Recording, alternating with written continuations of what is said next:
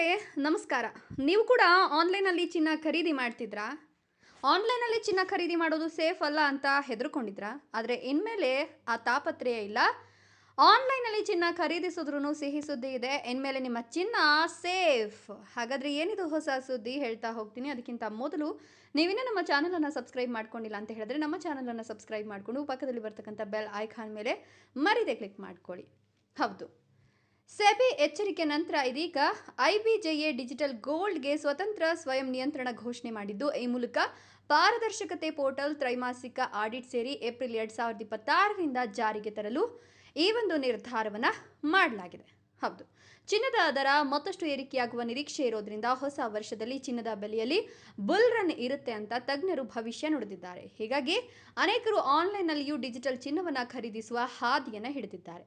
ಮಾರುಕಟ್ಟೆ ನಿಯಂತ್ರಕ SEBI digital gold ಹೂಡಿಕೆಯಲ್ಲಿನ ಭಾರಿ ರಿಸ್ಕ್ ಕುರಿತು ಎಚ್ಚರಿಕೆ ನೀಡಿ ಜನರನ್ನ ಕಂಗೆಡಿಸಿತ್ತು. ಅದಾದ ನಂತರ ಅನೇಕ ಹೂಡಿಕೆದಾರರು ಡಿಜಿಟಲ್ ಚಿನ್ನದ ವಿಷಯದಲ್ಲೂ ಯೂ ಟರ್ನ್ ತೆಗೆದುಕೊಂಡು ಚಿನ್ನದ ಇಟಿಎಫ್ಗಳ ಕಡೆಗೆ ತಿರುಗಿದ್ರು.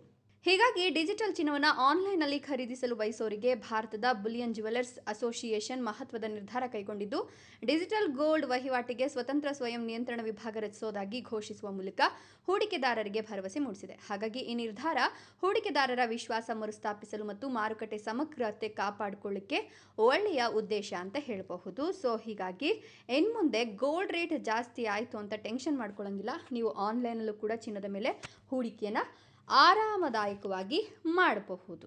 ಸೊ ಇದರ ಬಗ್ಗೆ ನಿಮ್ಮ ಅನಿಸಿಕೆ ಅಭಿಪ್ರಾಯಗಳನ್ನು ಕಮೆಂಟ್ಸ್ ಮಾಡಿ. ವಿಡಿಯೋ ಇಷ್ಟ ಆದರೆ ಲೈಕ್ ಕೊಟ್ಟು ಶೇರ್ ಮಾಡಿ.